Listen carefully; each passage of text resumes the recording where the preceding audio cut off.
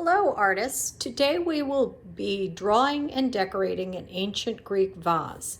You will need something to work on, a placemat or something to protect the surface of your table. You will also need a piece of paper or your art journal. You can work directly in your art journal with this. You could also use a brown paper bag, and then you will need these handouts. This shows different shapes of ancient Greek vases, and then these handouts that show different designs that you can put on them. Additionally, you will need a pencil, black markers or a black crayon, and an orange and red crayon. I will also show you an extra technique that you can do using food coloring to create watercolor resist. I'm going to begin by taking my paper and folding it in half vertically like this, opening it back up. This will enable me to draw a symmetrical vase. So I'm going to start by looking at my designs. I'm going to choose to draw the amphora that's here in the upper left-hand corner. So I will begin by drawing the top here, come around like that. I want to try and make sure that I have equal amounts on both sides of my fold line to try and make it symmetrical. Then I'm going to do the neck, come down and around.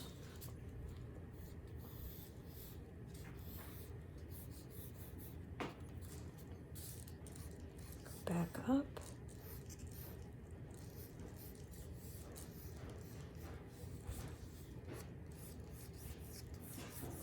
You see that I'm drawing very lightly with my pencil and using sketchy lines.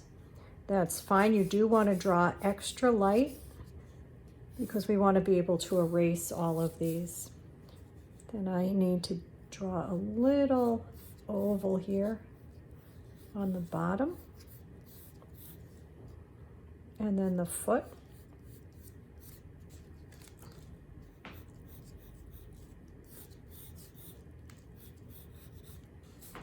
And the handles start here and curve around and attach.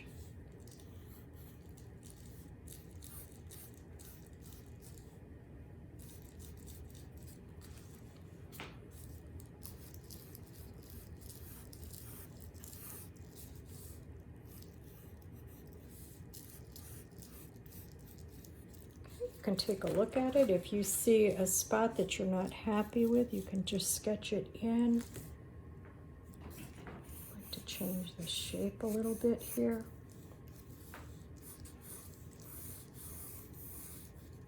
Okay, then the next thing that you'll do is take either a permanent ink marker or a black crayon. Either one will work. I'm going to use a permanent ink marker for mine and go over all of the lines that I want to keep. Okay, the whole thing now has been outlined with black Sharpie marker, or like I said, you can use a black crayon. Now you want to use your red crayon and an orange crayon to color in. And we're going to go like this.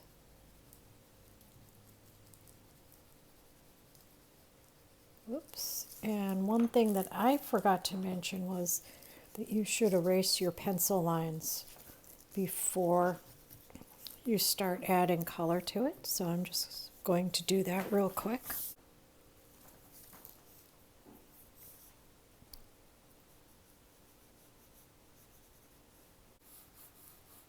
Notice how I'm coloring lightly and that my crayon is going in the direction of the vase. I'm using red now. I'm going to go back on top of it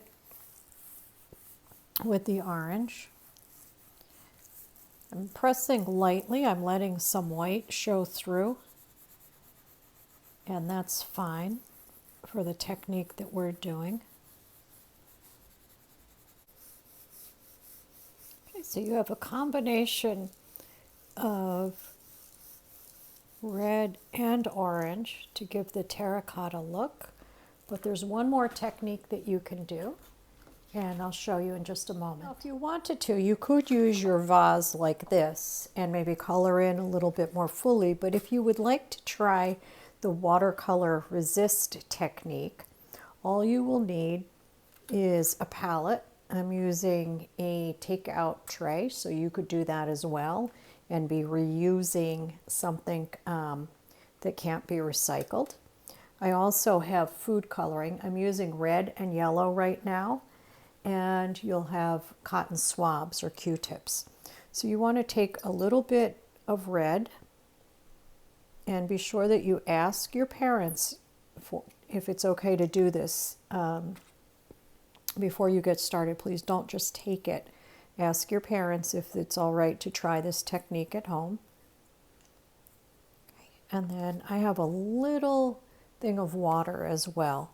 So I'm going to take my cotton swab, dip it in the water, mix the red and yellow together, and then I come over here and just go right on top of every area that I had applied crayon.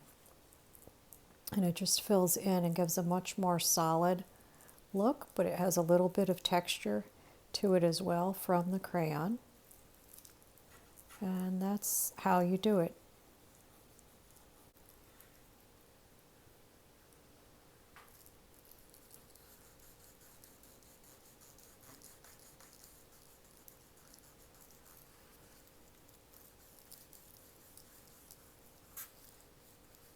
It's all finished. You'll need to let it dry for a few minutes before you begin on the next step. In fact, it needs to be thoroughly dry before you begin the next step.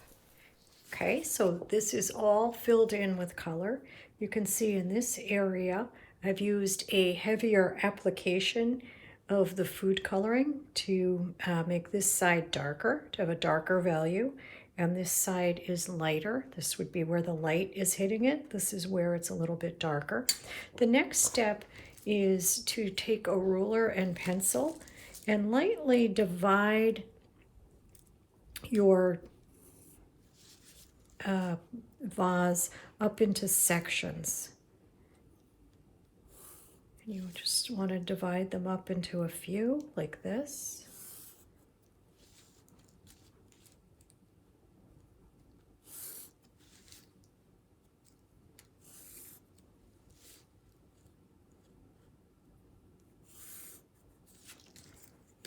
Then you will take the Greek design inspirations and use these to fill your vase with designs. Here is my vase all finished with all of the black designs on it. I also created another one using a paper bag. I cut out a piece of paper, turned it over to the blank side, went through the same process of drawing the fold line, drawing in my vase, and then this time, instead of adding any color to it, I just drew the black lines in directly onto the brown paper bag or brown paper.